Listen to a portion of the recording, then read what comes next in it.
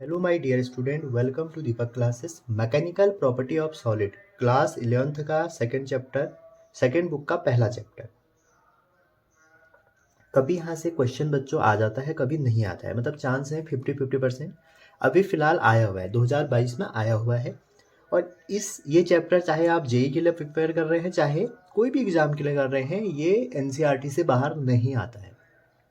तो आज हम सीखेंगे उन बच्चों जिन्होंने पहले प्रिपेयर किया है और रिवीजन भी हो जाएगा। जिन्होंने नहीं पढ़ा है उनका भी इससे रिवीजन जरूर होगा। तो हम नीट के पीवाईक्यू करेंगे। 15 लगभग नीट के पीवाईक्यू है और उसके साथ बहुत कम पीवाईक्यू हो रहे थे, कंसेप्ट सारे इंक्लूड नहीं हो रहे थे। तो मैंने सोचा एनसीईआरटी एग्जाम्पलर के भी आपके क्वेश्चन करवा देता हूँ। इस बार जेई में वहाँ से क्वेश्चन डायरेक्ट उठे के आ गए थे, ठीक है। और बस पेन सही करना था आपको। तो नीट वालों के लिए वहाँ से क्वेश्चन आए और आपका बन जाएगा, ऐसा मैं सोच रहा हूँ। और बाकी अगर कोई नया क्वेश्चन आता है फिर भी वो आपका एनसीईआरटी से ही आएगा, और एनसीईआरटी से बाहर नीट में कुछ भी नहीं आता है, ठीक है। तो स्टार्ट करते हैं और लास्ट में मैं आपको 10 मिनट में इस चैप्टर की एक समरी बताऊंगा, जिससे फिर आपके सारे क्वेश्चन हो सकते हैं। चलिए स्टार्ट करते हैं। पहला क्वेश्चन 2022 में आया है बच्चों, पहला क्वेश्चन, ठीक है। तो 2022 का जो पहला क्वेश्चन है वो एजर्सन और रीजन फॉर्म में है। आपसे कह रहा है the stressing of a spring determined by share modulus of the material of the spring, ठीक है।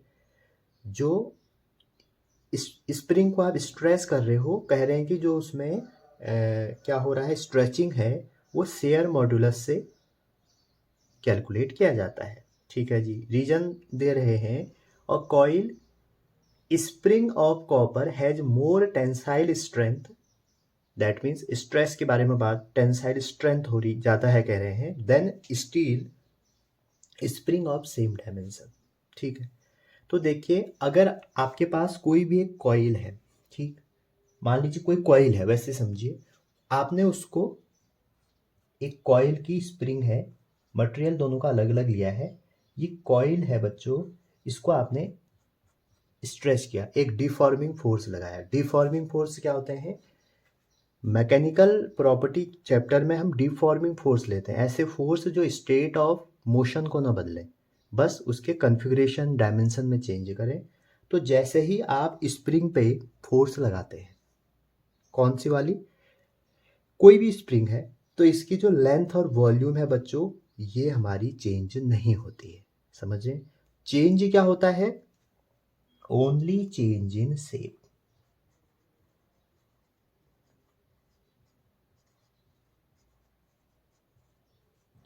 लेंथ और वॉल्यूम में नो चेंज, कोई भी चेंज नहीं होता है।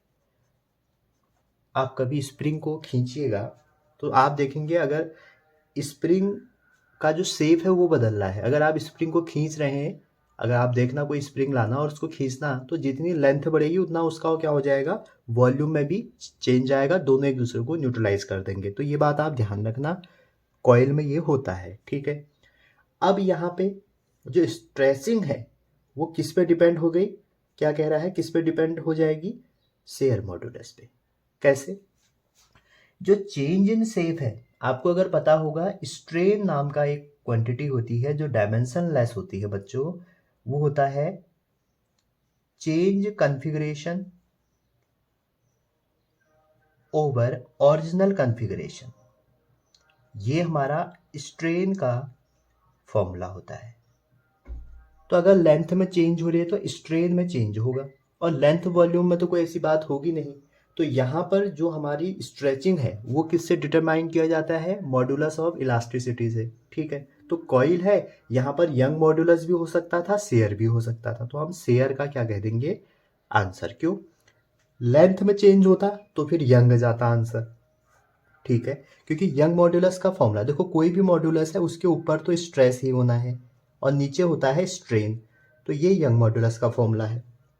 और वही शेयर मॉड्यूलस का फॉर्मूला जो है, ऊपर तो स्ट्रेस ही होगा और नीचे क्या हो जाएगा, जो भी आपका चेंज हुआ है शेप में, तो उसको आप टेन थीटा भी लिख देते हैं, डेल्टा एल भी एल लिख देते हैं, स्ट्रेन भी लिख देते हैं।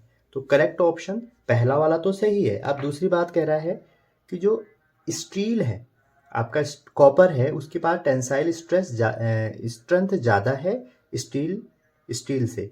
तो बच्चों जो स्टील है वो स्ट्रोंगर है कॉपर से। क्यों? क्योंकि जो टेंसाइल स्ट्रेस है स्टील की वो ज़्यादा होती है कॉपर से। समझ रहे हैं? उसको अगर आप पीटेंगे तो उसकी जो कॉन्फ़िगरेशन में चेंज होगी वो ज़्यादा ज़्यादा होगी एज कंपेयर टू कॉपर। ठीक है, तो इसका जो करेक्ट ऑप्शन हो जाएगा ए वाला। और ये दोनों तो सही हैं लेकिन दोनों अलग अलग स्टेटमेंट हैं। उसने ये समझाया नहीं है कि लेंथ और वॉल्यूम में चेंज नहीं होगा तो ऐसा सा होगा। तो इसका फोर्थ वाला ऑप्शन करेक्ट होगा। ठीक है, ये लास्ट जो सेकंड वाला था बच्चों, ये तो सामने वहाँ आपके एनसीईआरटी में लिखा है कि steel is stronger than copper. समझ रहे हैं? तो इसको उन्होंने ऐसे क्वेश्चन बना के दे दिया। अगला क्वेश्चन हमारे 2020 का क्वेश्चन है बच्चों, और क्वेश्चन नंबर है 2। क्वेश्चन कह रहे हैं एक वायर है जिसकी लेंथ एल है। ठीक है, एक वायर मान लेते हैं, इसकी लेंथ एल है और एरिया ए बता रहे हैं। कह रहे हैं कि hanging from a fix support. अच्छा, यहाँ से एक हैंग किया है जो फिक्स सपोर्ट पे है। The length of a wire change to L1 when m mass is suspended from free end. तो यही जो हमारी वायर थी, हमने क्या किया, इस पे एक मास जैसे ही लगाया तो इसकी जो लेंथ चेंज हो गई वो L1 हो गई।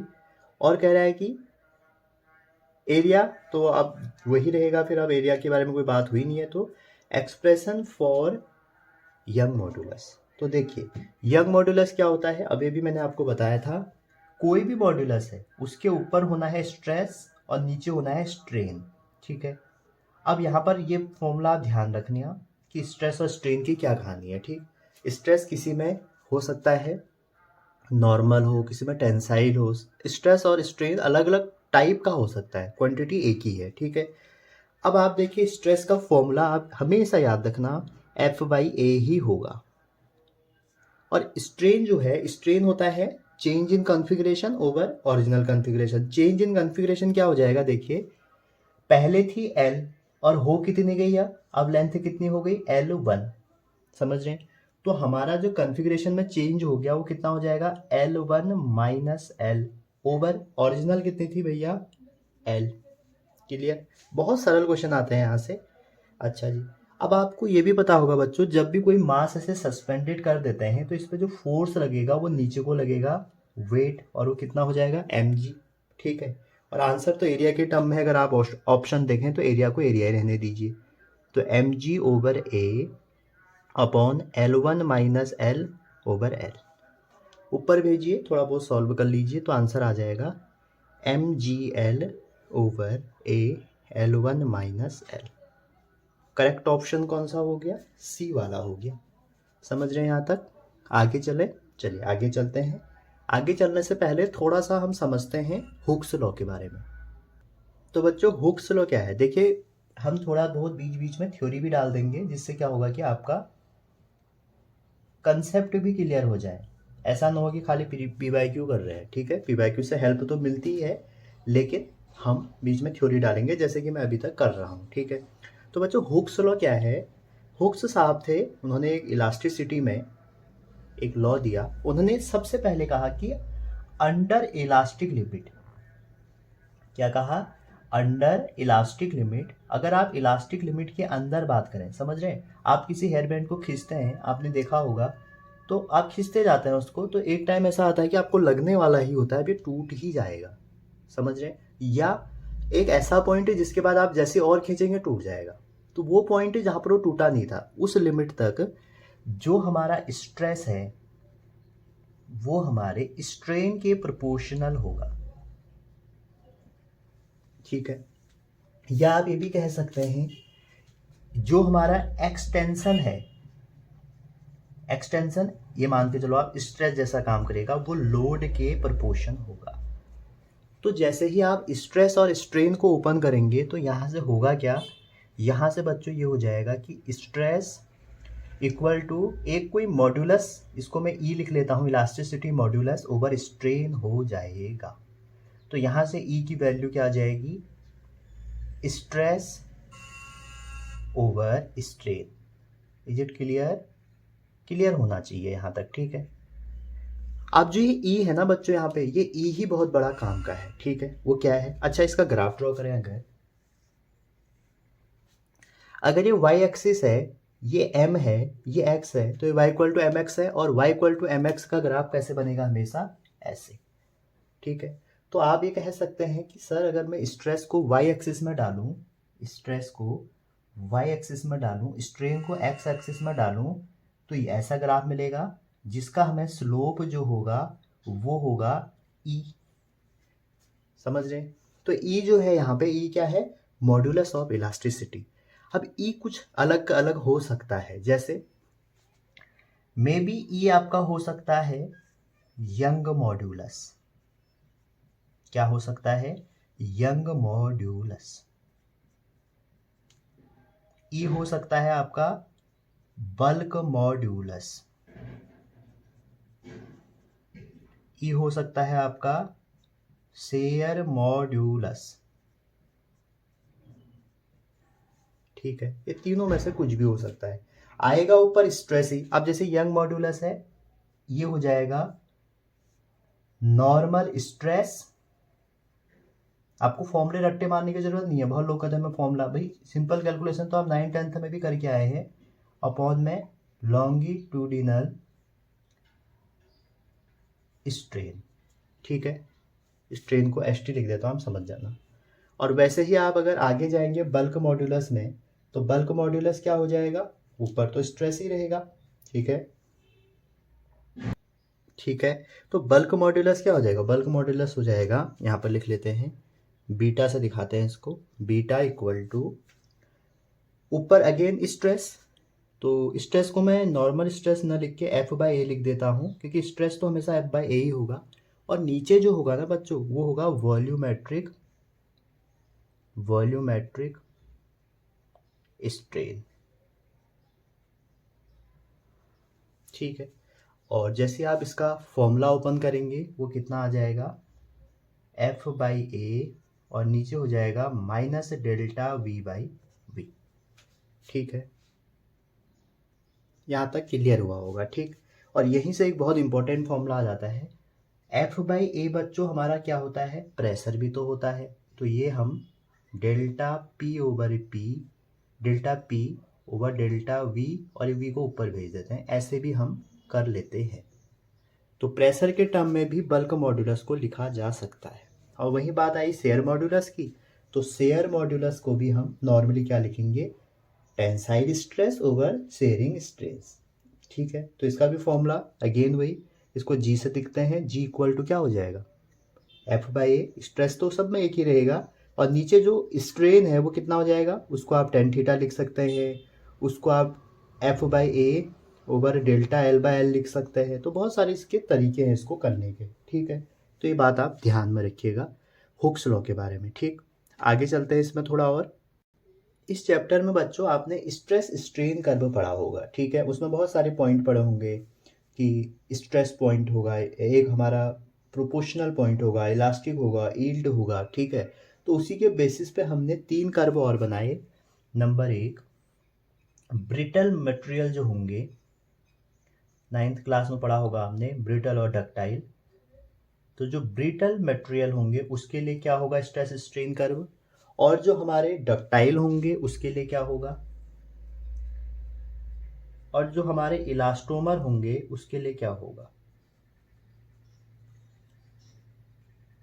तीनों के लिए स्ट्रेस स्ट्रेन कर्व हमारे क्या होंगे? इससे क्वेश्चन बहुत बनते हैं, ठीक है। तो होता क्या है,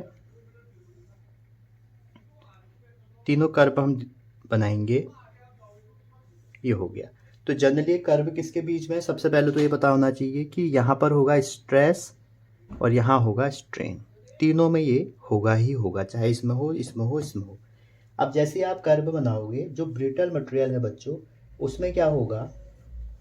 सबसे पहले आपको ये बात ध्यान में रखनी है, ब्रिटल मटेरियल हुक्स लॉ को फॉलो करते हैं, ठीक है। ये हमारे हुक्स लॉ को फॉलो करेंगे, ये हमारे हुक्स लॉ को फॉलो करेंगे। कौन से? डक्टाइल। और ये इलास्टोमर हमारे हुक्स लॉ को फॉलो नहीं करेंगे। पहली बात ये आपको ध्यान में रखनी है, ठीक है। अब जो ब्रिटल है, इसका जो प्लास्टिक रीजन होता है, ब्रिटल ब्रिटल मतलब आप इसको मारोगे टूट जाएगा कुछ टाइम बाद, ठीक है। जनरली नॉन मेटल होते हैं ऐसे। तो जो प्लास्टिक रीजन है, प्लास्टिक रीजन वो इसका स्मॉल होगा, ठीक है। और इसका जो प्लास्टिक रीजन जो होगा वो मेरा लार्ज होगा।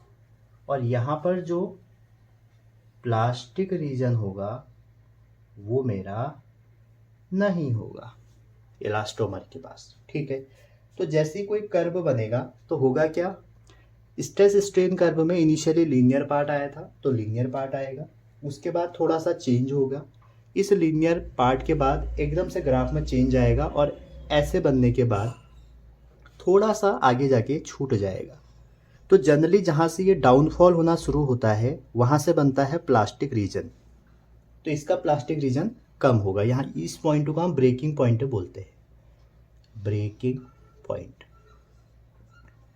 तो ये यहाँ तक लीनियर पॉइंट था, तो लीनियर पॉइंट तक इसमें कोई दिक्कत नहीं आएगी।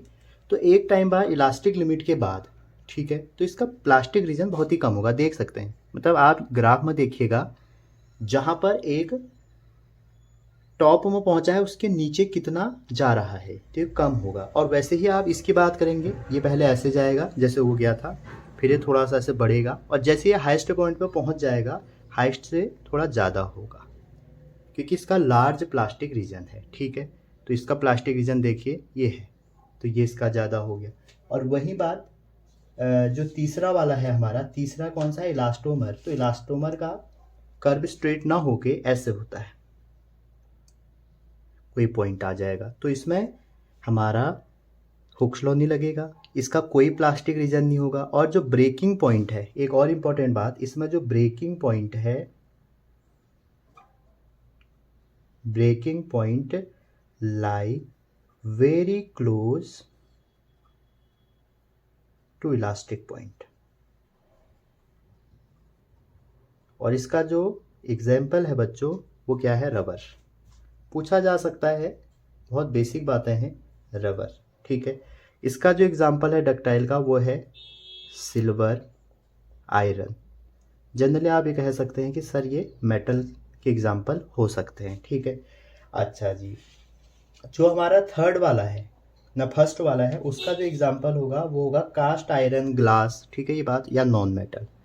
ये इंपॉर्टेंट है, ये एनसीईआरटी में है इसलिए मैं बता रहा हूँ, ठीक है। इनको आप कर लीजिएगा, इससे क्वेश्चन बनेंगे, ठीक है। तो और इसके साथ आपका होमवर्क है, मैं साथ में होमवर्क भी देता हूँ। एक बार आप स्ट्रेस स्ट्रेन कर्व की रीडिंग मार लीजिएगा, ठीक है। भाई टेंशन नहीं लेने का, अपनी प्रोसेस पे ध्यान दीजिए। मैं हमेशा कहता हूँ रिजल्ट के पीछे मत भागो। अरे भाई 5 लाख लोग देते हैं तो क्या वो पढ़ रहे हैं, आप सोचिए ना। 5 लाख लोग नहीं पढ़ रहे हैं। मैं आपको एक छोटा सा इंसिडेंट बताता हूँ। मैं कल दृष्टि गया था दिल्ली में, तो मैं दृष्टि की लाइब्रेरी में घुस गया रात को। तो आप यकीन नहीं करोगे, दृष्टि की लाइब्रेरी में बच्चों पूरी रात पढ़ाई होती है। तो उनका सिलेक्शन होगा या जो सो गए हैं उनका होगा।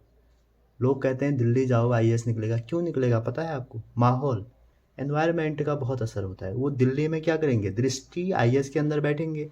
अगर आप नहीं भी पढ़ना चाहोगे तो बगल की टेबल में उसको पढ़ते हुए देख के पढ़ोगे। तो इसलिए आप क्या करो, अपनी प्रोसेस में ध्यान दो, रिजल्ट आएगा तो सभी को पता लग जाएगा किसने मेहनत करी थी, समझ रहे हैं। फेक आप किसी को मत दिखाओ घर वालों की मैं पढ़ रहा हूँ नहीं पढ़ रहा हूँ, आप मेहनत कीजिए। मैं तो भरोसा करता हूँ प्रोसेस पे। चलिए अगला क्वेश्चन, 2019 का ओडिशा का क्वेश्चन है। मैंने ओडिशा के भी क्वेश्चन करवाए हैं जनरली, और ये हमारा तीसरा क्वेश्चन है। और वही क्वेश्चन है जो मैं आपको अभी समझा रहा था कि जो स्ट्रेस स्ट्रेन कर्व है drawn for two different material, it is observe that the ultimate strength point and fracture point are close other for X. X ऐसा है जिसमें वो पूछ रहे हैं कि जो स्ट्रेंथ पॉइंट है, स्ट्रेंथ पॉइंट है, और जो हमारा फ्रैक्चर पॉइंट है जिसको हम ब्रेकिंग पॉइंट भी कहते हैं, इसमें क्लोज है, ठीक है। फ्रैक्चर पॉइंट है, इसमें क्या है, क्लोज है। और दूसरी बात ये कहा जा रहा है कि जो y है एंड आर फार अपार्ट, इसमें फार है, तो कह रहे हैं कि x और y क्या होगा। तो सिंपल सी बात देखिए, फ्रैक्चर पॉइंट और अल्टीमेट स्ट्रेंथ, जो स्ट्रेंथ है इसको आप कह सकते हैं इलास्टिक पॉइंट। स्ट्रेंथ जो है हम इलास्टिक पॉइंट से ही देंगे। तो अगर आप सोचिए किसी भी कर्व की इलास्टिक पॉइंट और फ्रैक्चर पॉइंट बहुत दूर है, तो इसका मतलब प्लास्टिक रीजन ज़्यादा है। प्लास्टिक रीजन ज़्यादा है तो मटेरियल डक्टाइल है। अगर स्ट्रेंथ और फ्रैक्चर पॉइंट पास है तो मटेरियल ब्रिटल है। समझ रहे? तो x यहाँ पे क्या है, x है हमारा यहाँ पे ब्रिटल, और जो y भाई साहब है वो है यहाँ पे डक्टाइल। इसको मैंने एक और ट्रिक से बताया है। जो डक्टाइल है बच्चों, आप जरूरी है आप स्कूटी चलाते होंगे और स्कूटी में घर वाले कहते हैं तुम्हारे पास डीएल नहीं है। डीएल मतलब लाइसेंस। तो D for ductile, L for large, क्या, प्लास्टिक रीजन। दोनों में जो डिफरेंस किया जाता है वो किया जाता है प्लास्टिक रीजन से। तो डीएल मतलब डक्टाइल के लिए लार्ज और ब्रिटल के लिए फिर आप उल्टा कर लीजिए स्मॉल। समझ रहे हैं? और इस इलास्टिक पॉइंट और फ्रैक्चर पॉइंट के बीच की जो डिस्टेंस है उसी को हम क्या बोलते हैं, प्लास्टिक रीजन। ठीक है, चलिए अगला क्वेश्चन। अगला क्वेश्चन है क्वेश्चन 4, 2019 का हमारा एक क्वेश्चन है। ठीक है, तो मैं इसलिए ज़्यादा से ज़्यादा क्वेश्चन आपको करवा रहा हूँ ताकि आपके सारे कंसेप्ट उसमें कवर हो जाए। तो बच्चों ये क्वेश्चन है इलास्टिक पोटेंशियल एनर्जी का। ठीक है, तो इलास्टिक पोटेंशियल एनर्जी का आपका क्या फॉर्मूला होगा इन केस ऑफ सॉलिड, वो आपको देखना है। ठीक है, तो जनरली जो हमारी इलास्टिक पोटेंशियल एनर्जी है, क्वेश्चन को आप कर सकते हैं, वो क्या होगा देखो। इस क्वेश्चन को पहले कर लेते हैं फिर हम समझते हैं आगे। ठीक है, क्वेश्चन कह रहा है when A block of mass m is suspended bye long wire l, एक ब्लॉक है उसको सस्पेंड किया गया है l वायर की हेल्प से, the length of wire become l plus small l, the elastic potential energy in external wire, तो कितनी होगी पूछ रहा है। तो सिंपल सी बात है, अगर आपको उस ब्लॉक की, जैसे इसका हम छोटा सा एक डायग्राम बनाए, ये मेरी l लेंथ है, तो हुआ क्या, आपने इस l लेंथ में एक ब्लॉक लगाया तो ये थोड़ा सा इंक्रीज हो गई, ये हो गया जिसका मास m है। ठीक है, ये कितनी लेंथ है भैया, ये है स्मॉल l। क्लियर? तो आपसे पूछा क्या जा रहा है, आपसे पूछा जा रहा है elastic potential energy store in extended wire, इसमें निकालना है। ठीक है, तो आपको पता होगा यहाँ पे जो इस वायर में यहाँ से लेके यहाँ तक जो टोटल वायर है, इसमें आपकी क्या, जो elastic energy potential energy extend होगी वो कितनी होगी देखिए। तो फॉर्मूला है आपका, फॉर्मूला अगर आपको याद नहीं है तो लिखिए, पोटेंशियल एनर्जी जो इलास्टिक, ई लिख देता हूँ इसको मैं, elastic potential energy per unit volume से डिफाइन होती है, वो होता है उसका formula half into stress into strain. Clear है? इसका सोल्यूशन अगर आप देखेंगे ना इधर उधर, ऐसे ऐसे लोगों ने भिड़ा रखे हैं, जबकि ये इतना इजी क्वेश्चन है बच्चों।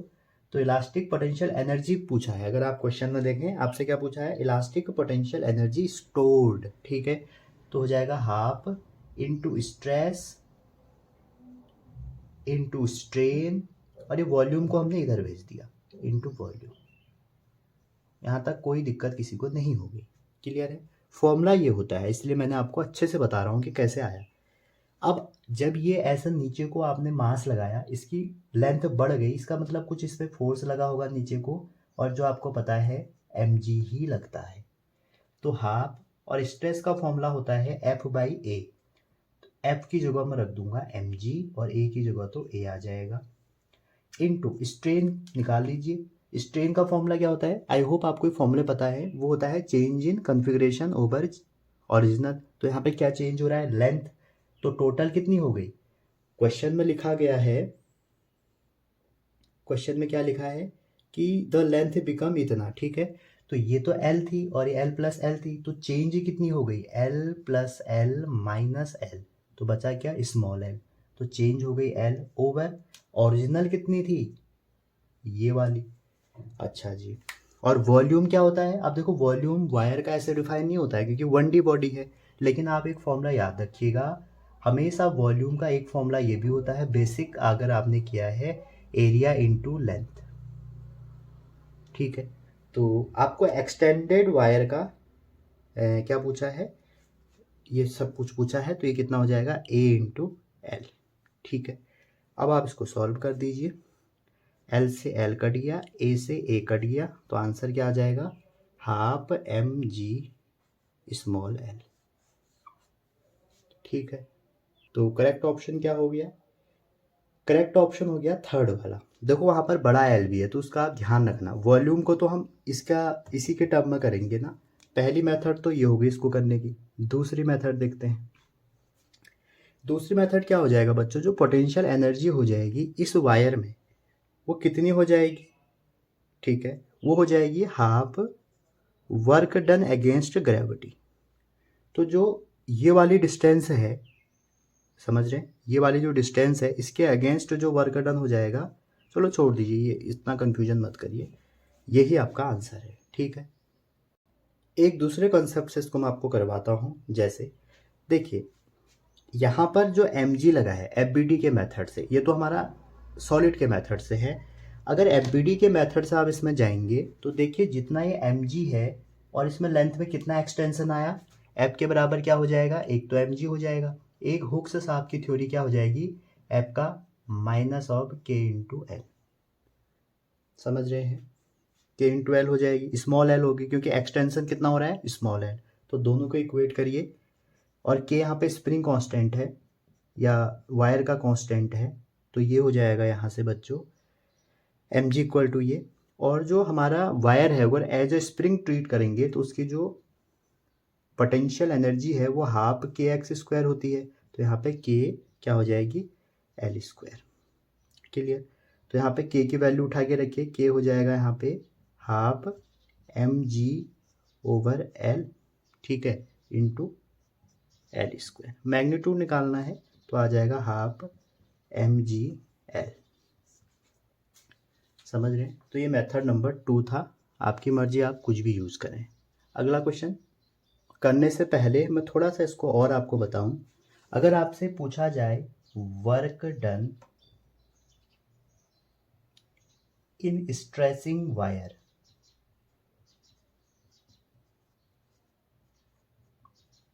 ठीक है, ये पूछा जाए क्योंकि एनसीईआरटी में इससे बहुत ज़्यादा क्वेश्चन है। तो जो वर्क डन होगा बच्चों किसी भी वायर को स्ट्रेस करने में, जो अभी मैं आपको डायरेक्ट एक फॉर्मूले से बता रहा था उस क्वेश्चन को, वो होता है, उसका छोटा सा डेरिवेशन है, मैं उसको करा नहीं रहा हूँ, वो होता है हाफ एफ इंटू एल।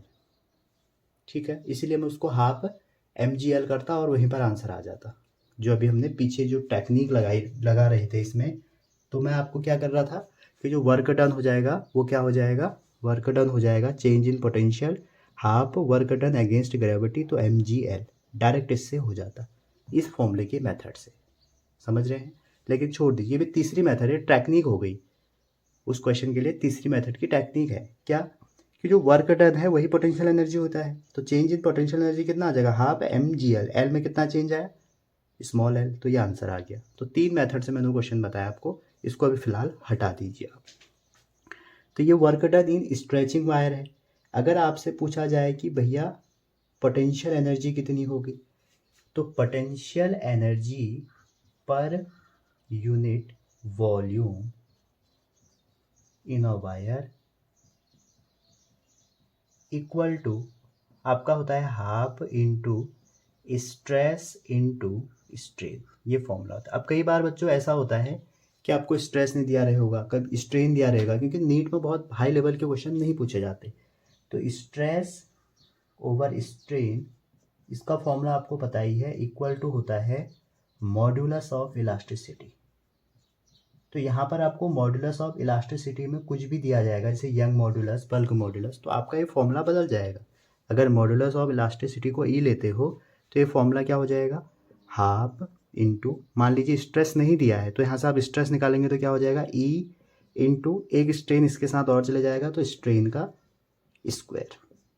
मान लीजिए स्ट्रेन नहीं दिया रहता, स्ट्रेस दिया रहता, तो हाफ इंटू, एक तो यहाँ पर ई है, ई नीचे चले जाएगा तो ये हो जाएगा स्ट्रेस, और 2 बार स्ट्रेस है, एक बार ऑलरेडी वहाँ है ओवर ही। तो ये फॉर्मूले आपको यूज़ करने आने चाहिए। जैसे ही पोटेंशियल एनर्जी पूछेगा तो वॉल्यूम उधर भेज दीजिए और उसका इनटू कर दीजिए। समझ रहे हैं? तो काफ़ी इंपॉर्टेंट ये क्वेश्चन है। 3 फॉर्मूले बताए मैंने आपको। पहला वर्क डन, और अगर वर्क डन के अगेंस्ट मान लीजिए आपको क्या निकालनी थी, इसके potential energy, potential energy in stretching wire, तो कितना हो जाएगा, जितना भी वर्क डन है उसको आपने वॉल्यूम से डिवाइड कर देना था, आंसर आ जाएगा। ठीक है, तो ये फॉर्मूले हैं डिफरेंट, आपको ध्यान में रखनी चाहिए। अगला क्वेश्चन नीट 2018 में, और क्वेश्चन नंबर हमारा है बच्चों 5th। क्या कह रहे हैं क्वेश्चन साहब कह रहे हैं कि 2 wire are made of same material. Same material का मतलब आप समझ रहे होंगे, एंड सेम वॉल्यूम, उनका यंग मॉड्यूलस सेम होगा। जब भी सेम मटेरियल लिखा रहेगा यंग मॉड्यूलस सेम होगा, और same volume. The first wire has, तो पहली वायर को मैं मान लेता हूँ x, दूसरे को मान लेता हूँ y। तो पहली वायर के कह रहे हैं कि क्रॉस सेक्शनल जो है वो a है, ठीक है, इसका जो एरिया है वो a है, and the second wire has cross sectional area, वो 3 गुना है a का। उसके बाद कह रहे हैं if length of the first wire is increase by delta L. तो अगर देखो यहाँ पर वॉल्यूम सेम था, तो अगर इसकी जो लेंथ इंक्रीज कर रहे हैं डेल्टा एल, तो आपसे कह रहे हैं बाय अप्लाइंग फोर्स एफ, तो how much force is needed to stretch the second wire by same amount. अच्छा, तो कह रहे हैं कि डेल्टा एल लेंथ को ही बढ़ाने में आपको कितना फोर्स लगेगा। इसमें लग रहा है एफ, और इसमें हमें पता नहीं है, इसको मैं F1 कर लेता। समझ रहे हैं यहाँ तक? किसी को कोई दिक्कत नहीं होगा। डेटा आप ध्यान में रखिए। क्लियर? पहले वायर का एरिया ए है। अच्छा, लेंथ भी अगर आप कुछ एज्यूम करना चाहे तो लेंथ भी एज्यूम कर लीजिए, ठीक, लेकिन ये डेल्टा एल अलग हो गया। अब आपसे कह रहे हैं कि भैया कितना फोर्स दें कि डेल्टा एल हो जाए। तो आप मुझे एक बात बताइए, आपने एक फॉर्मूला पढ़ा है, Young modulus equal to stress over strain, और वो सारी क्वांटिटी, चलो इसको थोड़ा और सॉल्व कर लेते हैं। यहाँ रट्टा मारने की कोई ज़रूरत नहीं है बच्चों, बस जैसे मैं बता रहा हूँ वैसे करते जाइए। फॉर्मूला बन गया, ठीक है। अब यहाँ पर जो डेटा हमें नहीं दिया है या निकालना है उसको इधर लेके आइए। तो हमें निकालना है, हमें क्या नहीं, डेल्टा एल दिया है और फोर्स के टर्म में दिया है, तो दोनों के डेल्टा एल निकाल लीजिए। दोनों में डेल्टा एल सेम है, और उन दोनों को क्या कर देंगे, इक्वेट कर देंगे, ठीक है। तो डेल्टा एल को इधर ले आए अगर, तो डेल्टा एल इक्वल टू हो जाएगा एफ एल ओवर गामा ए। ये बन गया गुरु। पहले केस के लिए अगर लगाएं डेल्टा एल केस 1 के लिए कितना हो जाएगा, एफ दिया है एफ, ठीक है जी, और लेंथ हमारी दोनों की कुछ दी तो ऐसे, अच्छा लेंथ नहीं दी है ना, तो पहले लेंथ निकालनी पड़ेगी। पहले लेंथ निकालते हैं। आपको मैंने बताया कि जो वॉल्यूम होता है वो होता है एरिया इनटू लेंथ, ठीक है। लेंथ सेम नहीं कहा है हमसे, तो एरिया इनटू लेंथ होगी। तो पहले वायर के लिए जो वॉल्यूम है वो सेम है दूसरे वायर की रिस्पेक्ट में, तो दोनों का वॉल्यूम जब सेम है तो पहले की जो एरिया है वो ए है। मान लीजिए लेंथ L1 है, इसकी L1 है, इसकी L2 है, और दूसरे की एरिया हो गया 3A इंटू L2। ए से कट गया तो L1 इक्वल टू क्या आ जाएगा, 3L2। तो मतलब जो पहले वाले की लेंथ है वो कितनी है, वो है 3L2। ये निकल गया। बस अब आपको सॉल्व करना है, यहाँ से सॉल्व करिए। तो पहले केस के लिए डेल्टा एल इक्वल टू हो जाएगा केस 1 के लिए, या आप बोल सकते हैं एक्स के लिए। एफ कितना है, एफ तो एफ ही है। एल कितना है, एल है आपका 3L2, ठीक है। वॉल्यूम सेम ऐसे नहीं दिया उसने फालतू में। और दूसरा क्या था, नीचे क्या आ जाएगा, गामा, तो सेम मटेरियल दिया है तो गामा सेम होगा। ए क्या है, एरिया, एरिया भी ए होगा। ये पहला केस, ठीक है। दूसरा केस के लिए y के लिए जो डेल्टा एल हो जाएगा, f कितना है, f ही तो निकालना है, f1 कर लिया मैंने उसको। लेंथ कितनी है, L2 है, और क्या दिया है, गामा, तो भाई सेम मटेरियल दोनों में सेम। एरिया इसका है 3 टाइम ऑफ ए। तो आपको ये दिया है हिंट कि डेल्टा एल और डेल्टा एल बराबर है, चाहे तो दोनों को डिवाइड कर दो, चाहे तो देखो लेफ्ट हैंड इक्वल है तो राइट हैंड भी इक्वल कर दो। तो जैसे हम इक्वल करेंगे तो क्या आ जाएगा, जैसे ही आप इक्वल करेंगे तो हो जाएगा 3FL2 gamma A equal to F1L2 gamma 3 को यहाँ ले लो ए। तो आप देखो गामा ए से गामा ए कट गया, L2 से L2 कट गया, ठीक है। 3 3 जा कितना हो जाएगा इधर 9, तो F1 इक्वल टू हो जाएगा 9F। तो इस क्वेश्चन से हमने क्या सीखा, एक तो फॉर्मूला याद नहीं करना है, दूसरा वॉल्यूम कांस्टेंट है, उसने लेंथ के बारे में कोई बात नहीं करी, तो पहले हमें लेंथ निकालनी है, उसके बाद ये सॉल्व करना पड़ेगा। समझ रहे हैं। यहाँ पर आप डायरेक्ट डिपेंडेंसी नहीं लगा सकते, क्यों, उसने सारे वेरिएबल का रिलेशन दिया है। अगर वो कहता कि लेंथ को इतना इंक्रीज कर रहे हैं तो एक्सटेंशन कितना इंक्रीज होगा, फिर तो हम लगा भी सकते थे। हम देखते हैं इसका और इसका क्या रिलेशन है, फोर्स और इसका क्या रिलेशन है। समझ रहे हैं। तो करेक्ट ऑप्शन यहाँ पर दिया है कोई पहला, हाँ पहला ही वाला हो गया। चलिए अगला क्वेश्चन, क्वेश्चन 6 आ गया हमारे पास, और ये है 2017 का। तो क्वेश्चन कह रहे हैं bulk modulus of a spherical object B if it's subjected to uniform pressure P then fractional decrease in its radius। अब देखिए अभी भी हमने देखा था कि B जो बल्क मॉड्यूलस है वो हमारा क्या है, वो है बच्चों हमारा F/A अपॉन में डेल्टा V/V, और F/A जो होगा हमारा वो हो गया P, ये नेगेटिव डिक्रीज को दिखा रहा है डेल्टा V/V, ठीक है। तो ये इधर भेजेंगे तो डेल्टा V/V इक्वल टू आ गया P/B, अगर देखें तो माइनस में आएगा, ठीक। अब देखो डेल्टा V/V निकालने का तरीका मैंने कई बार आप लोगों को बताया है। तो V इक्वल टू क्या होता है स्पेरिकल बॉडी का 4/3 पाई आर क्यूब। तो delta V with respect to R अगर आप डिफ्रेंशिएट करेंगे तो 4/3 पाई तो ऐसे ही रहेगा, R का हो जाएगा 3, डिफ्रेंशिएट करेंगे इसको तो 3R स्क्वायर डेल्टा R, ठीक है। अच्छा ये R के रिस्पेक्ट में हमने यहाँ कर रखा है, इसको हटा दीजिए, 3R स्क्वायर, ठीक है जी। तो डेल्टा V की वैल्यू आ जाएगी 4/3 पाई, अच्छा 3 से 3 उड़ा दो, ठीक है। तो 4 पाई R स्क्वायर डेल्टा R, ठीक है। तो आप इसको वॉल्यूम से अगर डिवाइड करोगे तो कितना हो जाएगा 4 पाई R स्क्वायर डेल्टा R, ये हो गया डेल्टा V, और V की वैल्यू यहाँ रख दोगे तो 4/3 पाई R क्यूब, ठीक है जी। 4 से 4 कट गया, पाई से पाई कट गया, इससे ये कट गया, इक्वल टू P/B।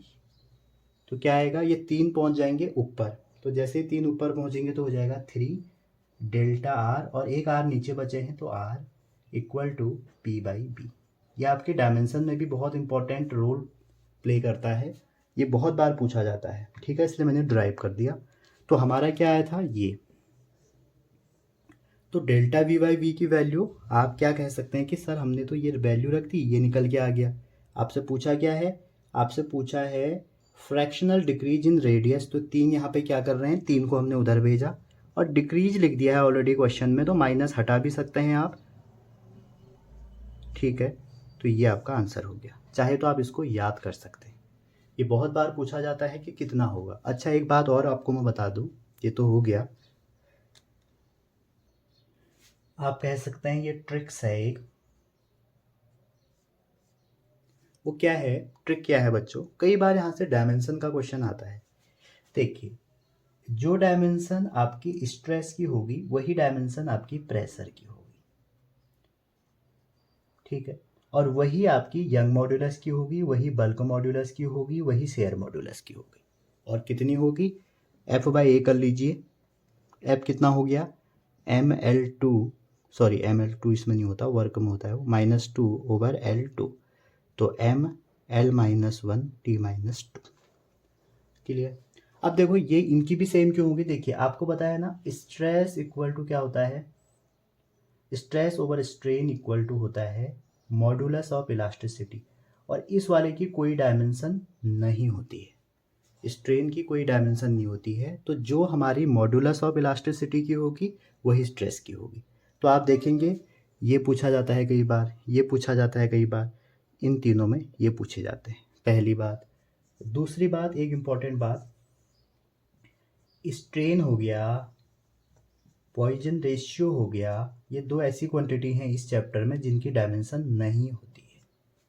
दूसरी बात। तीसरी बात,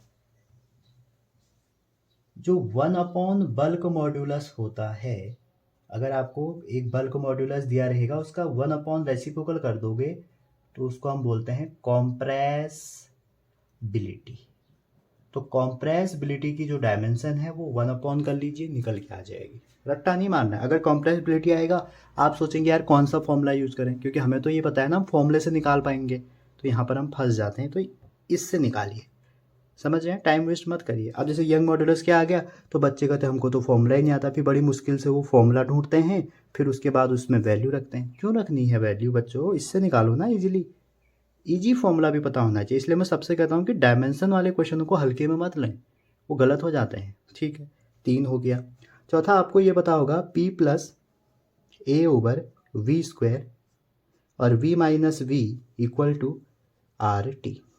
ठीक है, और इसकी डायमेंशन पूछी जाती है कई बार कि भैया इसकी डायमेंशन क्या होगी, ए की क्या होगी, तो डायमेंशन ऑफ ए क्या होगी पूछते हैं, डायमेंशन ऑफ बी क्या होगी पूछते हैं, कई बार पूछते हैं। ये तो आपके लिए होमवर्क है, क्लियर, निकालना। प्रिंसिपल ऑफ होमोजेनिटी लगाना, होमोजेनिटी स्पेस लगा के इसकी जो होगी इसके बराबर होगी। तो हम कहेंगे कि P की जो डायमेंशन होगी वो A/V² की होगी। इसका मतलब A की जो होगी वो PV² होगी, जो A की डायमेंशन होगी वो PV² होगी। ठीक है, और वैसे ही जो B की डायमेंशन होगी वो हमारी V हो जाएगी। क्लियर है यहाँ तक। तो अगर मैं B²/A करता हूँ तो आप कह सकते हैं कि सर V²/A तो हो जाएगा V²/PV²। मैंने B की वैल्यू V रख दी और इसकी वैल्यू A रख दी, तो V² से V² कट गया। तो 1/P क्या हो जाएगा, 1/P, ये जो बल्क मॉड्यूलस है इसकी डायमेंशन क्या थी, स्ट्रेस की, प्रेशर की। तो आप कह सकते हैं कि सर कॉम्प्रेसिबिलिटी की डायमेंशन क्या 1/प्रेशर होगी। जी हाँ, तो जो B²/A है इसकी भी क्या होगी डायमेंशन, कॉम्प्रेसिबिलिटी। समझ रहे हैं, और इस बार जेई में पूछा गया था। ध्यान रखिए, छोटी छोटी बातें हैं, तो ये बहुत इंपॉर्टेंट है आपके लिए, इसको देख लीजिएगा। तो डायमेंशन रिलेटेड क्वेश्चन आप यहाँ से इजीली उड़ा सकते हैं। चलिए आगे चलते हैं। अगला क्वेश्चन है 2015, उस बार नीट कैंसिल हो गया था लेकिन पेपर तो आ ही गया था हमारे पास। ठीक है, आपको ज़्यादा से ज़्यादा क्वेश्चन की प्रैक्टिस करनी है, और ये क्वेश्चन हमारा 7 है। कह रहा है कि Young modulus of a steel is twice that of brass. तो Y steel twice of Y नहीं गामा है वैसे, तो वाई कर लीजिए brass. 2 wire of same length, तो length of steel equal to length of brass and same area, तो area of steel equal to area of brass. आगे कह रहे हैं one of steel and another, अच्छा, one of steel and another brass are suspended from the same roof, roof से इनको लटका दिया समझ लो। If you want to lower end of wire to be at same level, अगर दोनों के लोअर एंड सेम लेवल पाए, then the weight added to steel and brass wire must be. देखिए, अब दोनों के एक लेवल पर तो आएंगे नहीं, अगर आप लटकाओगे स्टील और ब्रास को तो दोनों का सेम लेवल पर नहीं आएगा ना नीचे, हम उस पर कुछ ना कुछ फोर्स लगाएंगे ताकि वो सेम लेवल पर हो जाए। तो आपसे पूछा जा रहा है कि बताइए कितना वेट हम इस पर लगाएं कि ये सेम लेवल पे आ जाए। समझ रहे हैं आता है। तो देखिए, अब इस क्वेश्चन में हम डिपेंडेंसी इजीली लगा सकते हैं क्योंकि इसमें ये इक्वल है, ये इक्वल है। ठीक है, तो आप देखिए, और सेम लेवल मतलब डेल्टा एल भी, एक्सटेंशन भी सेम आ जाएगा। सेम लेवल का मतलब डेल्टा एल भी सेम हो जाएगा। ठीक है, हमें ये पता है यंग मॉड्यूलस इक्वल टू होता है, फिर वही स्ट्रेस लिखा ओवर स्ट्रेन, दोनों की लेंथ सेम थी। ठीक है, या आप चलो इसको खोल ही लीजिए, F/A/Δl/L, और खोल लीजिए F/L A/Δl।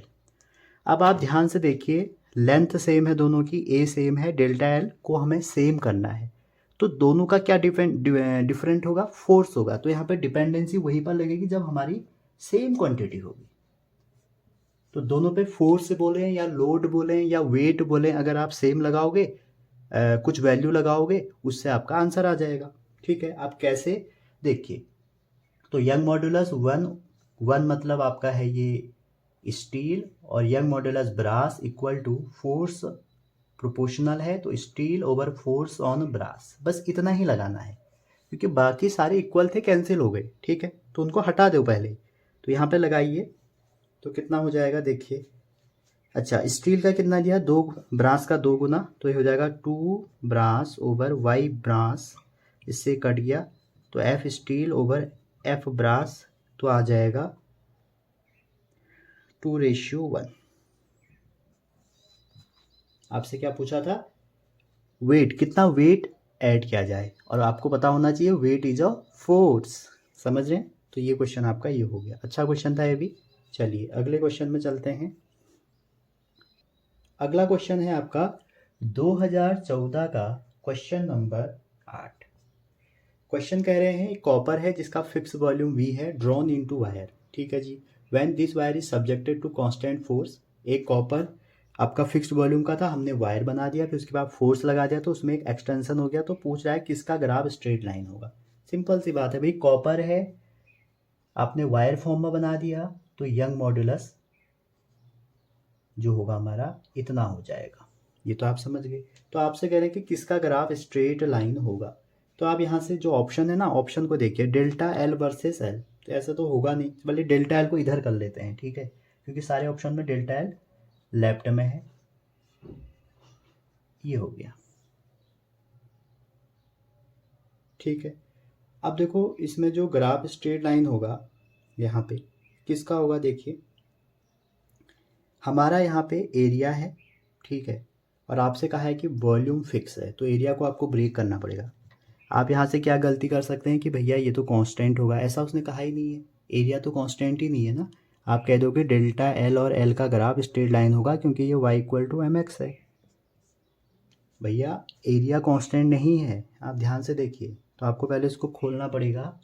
Volume equal to area into length, तो volume over length equal to area, तो ये हो जाएगा delta L equal to F, L ऊपर पहुंच जाएंगे L square, volume into gamma.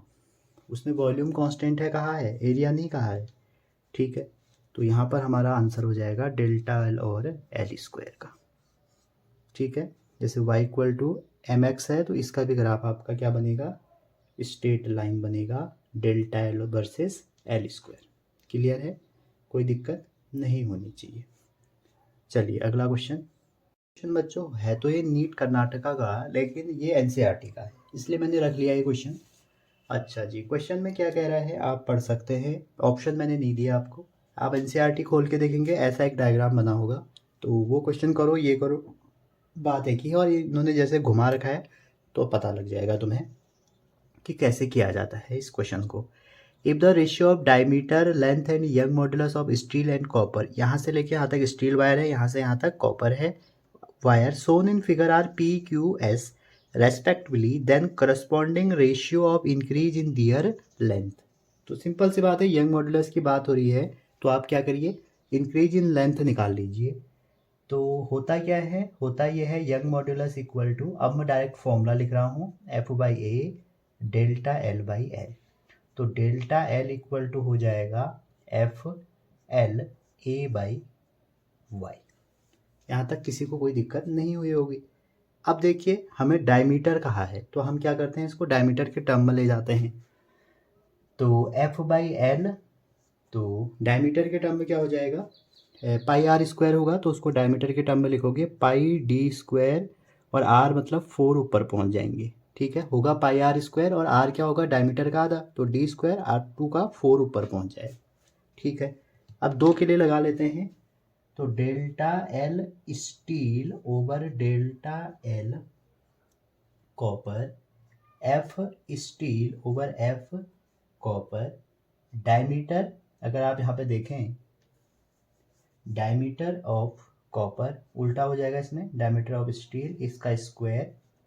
अच्छा, और क्या बचा, यंग मॉड्यूलस सी ओवर एस, ये भी उल्टा हो जाएगा। ठीक है, जो अपॉन में होते हैं तो वो उल्टे हो जाएंगे ना 2 के रिस्पेक्ट में, और जो प्रोपोर्शनल होते हैं वो तो सेम जैसे ये लिखा है वैसे ही होगा। और क्या बचा, 4 से तो 4 कैंसिल हो गया, एक लेंथ बची, तो length steel over length copper, क्योंकि ये जो था लेंथ ऊपर थी, ठीक है, ये आपको बनाना आता होगा, नहीं तो आप क्या करिए 2 का लिखिए उनको डिवाइड कर दीजिए बस। अब क्या है, इसकी वैल्यू कितनी दी है, एफ एस ओवर एफ, अच्छा ये दी नहीं है हमको, तो हम क्या करेंगे, हम इसमें, अच्छा ये जो है ना 2, ये 2 हमारी इसकी 2m यहाँ लिखा था नहीं, 2m और ये 5m ऐसे है, तो हम निकाल लेते हैं। तो एफ एस क्या हो जाएगा, एफ एस इक्वल टू हो जाएगा एम जी, ठीक है। तो कितना हो जाएगा ये एफ एस एम जी, आप इसको अगर सॉल्व करेंगे, ठीक है, पहले जो दिया है वो लिख लेते हैं। इसका रेशियो कितना है डायमीटर का, डायमीटर का है आपका p, तो 1/p का स्क्वायर। यंग मॉड्यूलस का कितना है तीसरे नंबर पे s, तो ये हो जाएगा 1/s। लेंथ का कितना है, लेंथ टू लेंथ q, अच्छा इसका कितना हो जाएगा, देखिए अब टोटल ऐड कर लीजिए। अगर कॉपर, पहले आपको किसके केस में देखना है, स्टील टू कॉपर देखना है, तो टोटल mg लगाइए इस पर, तो ये आ जाएगा 7 mg, 7 mg से mg कट गया तो 7/5। ये 5 लेंथ है तो इसके करस्पॉन्डिंग हो जाएगा 5 और 2 7, स्टील का हो जाएगा 7 mg और इसका हो जाएगा 5 mg, ठीक है।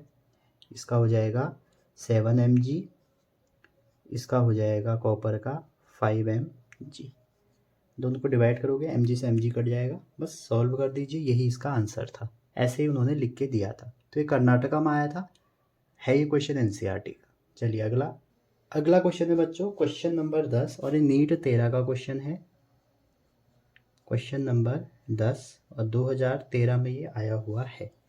कम क्वेश्चन आया है यहाँ से। ये क्वेश्चन कह रहा है following 4 wire are made of same material, same material मतलब उसका Young modulus bulk modulus, wire है तो यंग ही होगा, Young modulus bulk modulus same, which of these will have largest extension when the same extension is applied, तो कौन सा wire है जिसमें लार्जर एक्सटेंशन होगा। तो पहले कंसेप्ट जानो, हमने पढ़ा Young modulus equal to, wire जो है वायर के केस में आपका यंग मॉड्यूलस ही होगा, डेल्टा एल ओवर एल हो गया। तो हमने क्या पढ़ा यहाँ पे, हमें फोर्स के बारे में रिलेशन निकालना है, तो फोर्स इक्वल टू हो जाएगा ए और over L into delta L. तो आप ये कह सकते हैं कि जो हमारा एक्सटेंशन है यहाँ पर डेल्टा एल, वो किसके प्रोपोर्शनल हो जाएगा, एल बाई ए के, पहली बात। और दूसरा क्या हो सकता है, एल बाई डायमीटर का स्क्वायर, क्योंकि क्वेश्चन में डायमीटर दिया है, ठीक है जी। तो इसका मतलब ये है जिसके लिए ये वाला पार्ट मैक्सिमम होगा उसके लिए डेल्टा एल भी मैक्सिमम होगा, ठीक है। अब ऐसे क्वेश्चनों को ऑप्शन से ही करना है। मान लीजिए पहले वायर के लिए डेल्टा 1 कितना हो जाएगा, ये दिया है 100 ऊपर और डायमीटर 1, तो इसका मतलब है ये 100।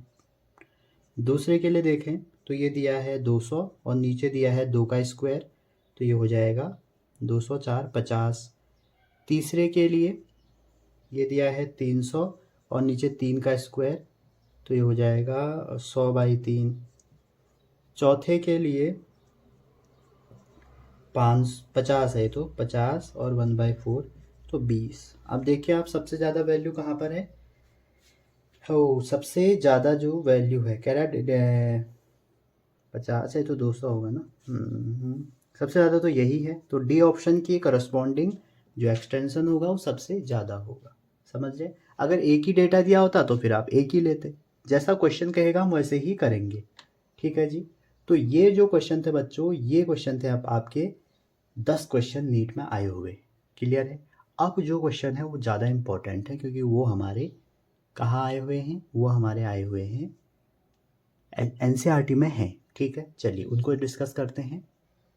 एनसीईआरटी एग्जाम्पलर का पहला क्वेश्चन है मेरा, इनको करने आपके लिए ज़रूरी है क्योंकि ये अगर नया क्वेश्चन बनेगा तो बच्चों इन्हीं से बनेगा, और ये सब एनसीईआरटी एग्जाम्पलर में है। और मैंने कई बार देखा है कि जो नया क्वेश्चन बनता है और टफ होता है वो एनसीईआरटी एग्जाम्पलर के क्वेश्चन ही होते हैं। पहला क्वेश्चन आपसे कहा गया है पहले क्वेश्चन में कि मॉड्यूलस ऑफ रिजिडिटी, मतलब शेयर मॉड्यूलस को हम मॉड्यूलस ऑफ रिजिडिटी भी कहते हैं, और फिर आइडियल लिक्विड इज, तो आइडियल लिक्विड का कितना होगा, समझ रहे हैं। तो हमें ये पता है जो आइडियल लिक्विड है आइडियल लिक्विड है उसमें जो हमारा विस्कस फोर्स होगा वो क्या होता है, एग्जिस्ट करता है, नहीं करता है, सॉरी, विस्कस फोर्स नहीं होगा ऐसा एज्यूम किया जाता है। कहाँ पर, in case of ideal fluid. तो जब विस्कस फोर्स ही नहीं होगा, क्या टेंजेंशियल फोर्स होगा, नहीं होगा, तो यहाँ पर फोर्स हो जाएगा जीरो। अगर फोर्स ही नहीं लगेगा क्या कोई स्ट्रेस डेवलप होगा, जी नहीं, तो स्ट्रेस क्या हो जाएगा, जीरो। तो आपसे पूछा क्या गया है कि मॉडुलस ऑफ रिजिडिटी कितना होगा, तो जी इक्वल टू होता है ऊपर फोर्स मान लो टेंसाइल फोर्स ओवर स्ट्रेन, ठीक है, फोर्स ओवर एरिया, मतलब टेंसाइल स्ट्रेस है तो फोर्स अपॉन एरिया, तो ये हो गया जीरो। तो जीरो अगर आप लोगे तो यहाँ पर आंसर क्या आ जाएगा, तो यहाँ पर आंसर आ जाएगा आपका जीरो, करेक्ट ऑप्शन होगा बी वाला, ठीक है। सेकंड क्वेश्चन देखिए, यहीं पर सेकंड क्वेश्चन भी है आपका। सेकंड क्वेश्चन कह रहे हैं कि the maximum load of a wire can withstand without breaking when its length is reduce to half its original length. तो बच्चों आपको पता है स्ट्रेस इक्वल टू क्या होता है, फोर्स ओवर एरिया, ठीक है। तो जो हमारा ब्रेकिंग स्ट्रेस हो जाएगा वो क्या हो जाएगा, ब्रेकिंग फोर्स ओवर एरिया। तो आपसे कह रहे हैं कि अगर आपकी वायर की लेंथ को हाफ कर दिया जाए, मान लो पहले लेंथ एल थी और बाद में हाफ कर दी, तो हमारा क्या मैक्सिमम लोड या मैक्सिमम फोर्स कितना होगा। तो बच्चों आपको पता होगा जब हम किसी वायर की लेंथ को चेंज करते हैं तो हम एरिया ऑफ क्रॉस सेक्शन क्या हो जाएगा, ये तो सेम ही रहेगा, इसके बारे में तो बात नहीं है। लेंथ चेंज करेंगे area of cross section same हो जाएगा, तो इसका मतलब ये है ब्रेकिंग फोर्स आपका सेम होता है वेन एवर लेंथ में चेंज होता है। तो करेक्ट ऑप्शन क्या हो गया इसका, डी वाला, रिमेन सेम, ठीक है। ये मत कर देना कि भाई यहाँ से इसको कन्वर्ट करेंगे ये वो, ठीक है। चलिए आगे, हाँ अगर वॉल्यूम सेम है तो फिर उन दोनों में कुछ ना कुछ रिलेशन होगा, यहाँ पर लेंथ चेंज हो रही है। थर्ड क्वेश्चन, तीसरा क्वेश्चन मेरे को ऐसा लगता है ये पूछा जा सकता है, क्यों, तीसरा क्वेश्चन आपसे पूछा जा रहा है the temperature of wire is double the young modulus of elasticity, क्या होगा। देखो आपको पता होगा यंग मॉड्यूलस क्या होता है, यंग मॉड्यूलस होता है स्ट्रेस ओवर स्ट्रेन, ये बात क्लियर होगी। तो जब young modulus stress by strain होता है तो इसका मतलब ये हो गया लेंथ के रिस्पेक्ट में क्या होगा। देखिए अगर लेंथ के रिस्पेक्ट में जो चेंज है आपने ये पढ़ा होगा आगे आगे वाले चैप्टरों में है थर्मल एक्सपेंशन में, तो इतना लेंथ में चेंज होता है। तो यहाँ पर जो डेल्टा एल हो जाएगा वो कितना हो जाएगा, किसी टेम्परेचर टी पे और इनिशियल, तो इसको सॉल्व करेंगे तो कितना आ जाएगा, L not alpha delta T, ये हो गया आपका डेल्टा एल। तो जब भी हम किसी के टेम्परेचर में चेंज करते हैं तो उसके लेंथ में इतना चेंज आता है। तो आप कह सकते हैं कि सर जो यंग मॉड्यूलस है उसकी तो वैल्यू ये बताते हो आप, जी हाँ यही बताते हैं। तो दोनों की वैल्यू फिट करें तो यंग मॉड्यूलस इक्वल टू क्या हो जाएगा, एफ की जगह तो एफ ही रखो, एल की जगह क्या हो जाएगा एल नॉट, इनिशियल में एल नॉट मान के चल रहा हूँ, ओवर एरिया और नीचे हो जाएगा L not alpha delta T, तो एल नॉट से एल नॉट कट गया। तो यहाँ से यंग मॉड्यूलस का जो रिलेशन आया वो आ गया 1 ओवर डेल्टा टी, समझ रहे। तो एज टेम्परेचर इंक्रीज तो यंग मॉड्यूलस डिक्रीज, समझ रहे हैं यहाँ तक, ये बात तो क्लियर होगी। अब क्वेश्चन में चलें तो कह रहा है कि टेम्परेचर अगर डबल कर देंगे तो यंग मॉड्यूलस कितना हो जाएगा। अच्छा इसमें पूछा नहीं है, सिंपल डिक्रीज हो जाएगा, ठीक, आप निकाल भी सकते हैं इसको। चलिए अगला question, fourth question number fourth जो है बच्चों वो आपसे पूछा जा रहा है अ spring is stretch by applying load, load लगाया और हमने इसको स्ट्रेस कर दिया, क्लियर। तो पूछ रहे हैं कि strain produce in the spring is, तो स्ट्रेन क्या है। देखो कंसिडर करो कि इसमें कोई हमने लोड नहीं लगाया है फ्री एंड पे, ठीक है। तो यहाँ पर आप देखो लेंथ और शेप क्या हो जाएगा, जैसे ही लोड लगाओगे इसकी लेंथ में भी इंक्रीज होगी, शेप भी चेंज होगा। तो चेंज इन लेंथ, अगर लेंथ में चेंज हो रहा है उसको हम बोलते हैं लॉन्गिट्यूडल स्ट्रेन, और अगर शेप में चेंज हो रहा है तो उसको हम बोलते हैं शेयरिंग स्ट्रेन। तो याद रखना, जब भी स्प्रिंग पे आप कोई लोड लगाते हैं तो उसमें दो तरह के चेंज हो सकते हैं, इधर लेंथ के अलोंग लॉन्गिट्यूडिनल स्ट्रेन, अगर लेंथ तो चेंज होगी ना, और शेप भी चेंज हो जाएगी। तो शेप चेंज होने में क्या होता है, रिजिडिटी वाला शेयर स्ट्रेन। तो करेक्ट ऑप्शन इसका सी वाला हो गया, ठीक है। देखो आ सकते हैं नीट में, कोई ऐसा नहीं है कि नहीं आएंगे, बहुत इजी जी क्वेश्चन है, बेसिक क्वेश्चन है। अगला फिफ्थ क्वेश्चन है बच्चों, और rigid bar of mass m is supported symmetrically by 3 wire each of length l, ठीक है। एक रिजिड बार है, मान लीजिए ये रिजिड बार है, और इसको 3 वायर से हमने सस्पेंडेड किया है, 1 2 3। तो आगे कह रहे हैं, और सबकी लेंथ भी l है, वाह। Those at each end are copper, अच्छा, each end are of copper and middle one is iron. तो मिडिल वाली आयरन है, ये कॉपर की है, ये कॉपर की, आयरन की है। तो ratio of their diameter if each is to have same tension. तो फिर वही बात, आपको फॉर्मूले की तरफ जाना पड़ेगा।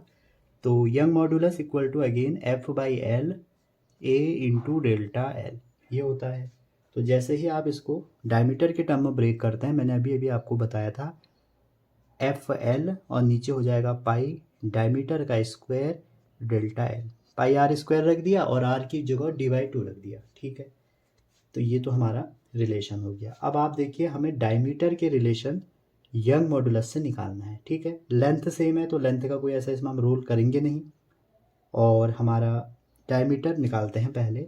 तो डायमीटर स्क्वायर हो जाएगा 4FL over pi gamma delta L. तो D इक्वल टू हो जाएगा रूट के अंदर 4FL pi gamma delta L. तो डायमीटर का यंग मॉडुलस से अगर आप रिलेशन देखें तो 1/रूट, नहीं 1/गामा है, एल तो है ही ना, हमें तो यंग मॉडुलस के टर्म में निकालना है, ये है। बस कर दीजिए इसको सॉल्व। तो ये होगा, तो D copper over D iron equal to क्या हो जाएगा, रूट, जो नीचे है वो ऊपर आ जाएगा, जो ऊपर है वो नीचे चला जाएगा। तो अच्छा क्वेश्चन था ये भी, करेक्ट ऑप्शन आपका हो जाएगा बी वाला।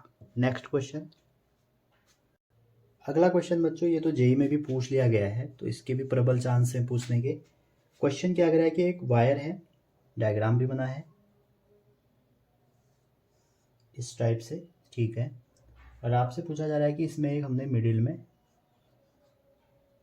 एक ब्लॉक सस्पेंडेड कर दिया है जिसका मास, अच्छा ये थोड़ा सा नीचे है, ऐसे करके हमने एक मास सस्पेंडेड कर दिया है, मास है m, टोटल लेंथ यहाँ से यहाँ तक है 2l, ठीक है, और ये वाली लेंथ है x जो आपने ऐसे नीचे खींचा। आप देखते हो कि कोई वायर ऐसे है, अगर आप उसको ऐसे नीचे खींचते हो तो थोड़ा सा एक्सटेंडेड कर देते हैं।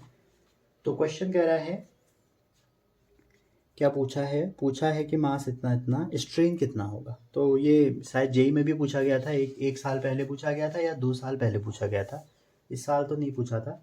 तो देखिए इसमें स्ट्रेन निकालना है आपको, मैं इसकी ट्रिक बता देता हूँ। पहली बात, अगर आपको इसका स्ट्रेन निकालना है, स्ट्रेन, तो स्ट्रेन इक्वल टू होता है change in length over original length.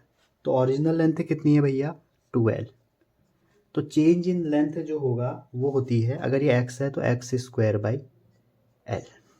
तो इसको सॉल्व करेंगे, ठीक है, x² 2l हो जाएगी, ठीक है, और x² l होती है, तो सॉल्व करने के बाद आ जाएगा x² 2l², ठीक है। मतलब जो डेल्टा एल निकल के आती है वो आती है x² l, ये इसका वो है। आप बायो वाले तो बहुत ज़्यादा कैलकुलेशन हो जाएगी, कैसे देखो मैं अब बताता हूँ डेल्टा एल कैसे आएगा। मान लीजिए ये बी है, आपको इतने से काम हो जाएगा आपका। अब मान लीजिए इसमें स्ट्रेस पूछ लिया जाए, फोर्स और एरिया दे देगा तो स्ट्रेस निकाल सकते हो। मान लीजिए बी है, ये सी है, और ये मेरा मास एम है, यहाँ पर सस्पेंडेड है। जहाँ पर ये सस्पेंडेड है हमारा, ये पॉइंट मान लीजिए ओ है, ठीक, और ये हमारा डी है। तो आप देखिए जो चेंज इन लेंथ होगा डेल्टा एल, वो कितना हो जाएगा, बी ओ ये वाला प्लस ओ सी, और इसमें से हम घटा देंगे ओरिजिनल वाला, ओरिजिनल कितना है, बी सी। ठीक है, ये ट्रिक है इसकी, आप कर सकते हो, इससे सारे क्वेश्चन हो जाएंगे। ठीक है, स्ट्रेन इतना होगा और चेंज इन लेंथ इतना होगा। अच्छा जी, इसको सॉल्व करें, इसको भी ओपन कर सकते हो आप। तो B O plus O C minus B C को आप लिख सकते हैं B D plus D C. ठीक है जी, अब यहाँ पर ध्यान से देखिए, जो बी ओ है क्या वो ओ सी के बराबर होगा, नहीं होगा। जो ये बी ओ है ये ओ सी के बराबर होना चाहिए, नहीं होना चाहिए, बताइए। और वही जो बी डी है वो डी सी के बराबर होना चाहिए। मिडिल मिडिल टर्म से क्या हो रहा है, सस्पेंडेड हो रहा है, तो हमारे ये दो कंडीशन फॉलो होंगी। अच्छा जी, तो जैसे ही ये हुआ तो यहाँ से क्या हो जाएगा, two B O minus B D. और इसके बाद ना इसको आप सॉल्व करना है, इसलिए मैं आपसे कह रहा हूँ इसको आप याद कर लो, ये हो जाएगा। अब इसके बाद बाइनोमियल थ्योरम लगानी है, जो कि आपने नहीं पढ़ी है बायो वालों ने। तो आप ये याद रखो, जब भी ये वाला क्वेश्चन पहुंचेगा मेरे पास इस टाइप का, तो इसमें जो डेल्टा एल होगा, जो बीच वाली डिस्टेंस है उसका स्क्वायर का एल हो जाएगा। फिर उसके बाद स्ट्रेन तो आप निकाल ही सकते हैं। ठीक है, अब ऐसा भी मत रट के जाना कि भाई इतना ही आएगा आंसर। मान लो उसने 4L दे दी, अगर ये उसने 4L दे दी फिर ये बदल जाएगा ना आंसर। तो इसलिए आपको डेल्टा एल याद ये रखो कि ये यहाँ से यहाँ तक एक्स स्क्वायर है और इतना एल है तो वो अपॉन में है। अगर 4L हो जाएगा तो यहाँ पर 2L आ जाएगा, समझ रहे हैं। और डिवाइड में भी 4L करना पड़ेगा फिर। वैसे तो इतना नहीं करते हूँ, अगर उन्होंने कर दिया वाली बात है। ठीक है, समझ रहे हैं मैं क्या कहना चाह रहा हूँ।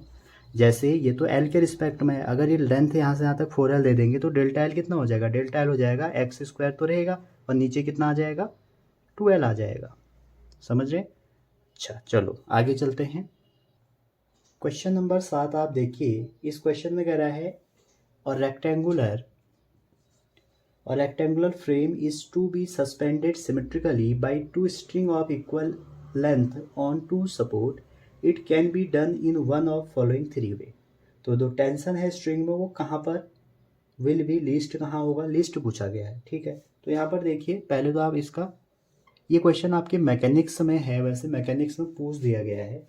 तो मान लीजिए ये जैसे कोई लिक्विड है, ठीक है, यहाँ पर इसका मास है एम है, जो इलेक्ट्रो फ्रेम है इसमें इसका स्ट्रिंग है जो, तो ये एम है, तो इसका जो वेट हो जाएगा वो तो नीचे हो जाएगा। ठीक है, यहाँ पर देखो इस वॉल से ऊपर को एक क्या लगेगा, इस वॉल से आप देखो थोड़ा सा टिल्ट है टेंशन ऐसे करके, और यहाँ से भी ऐसे है, तो इसको आप ब्रेक कर लेंगे।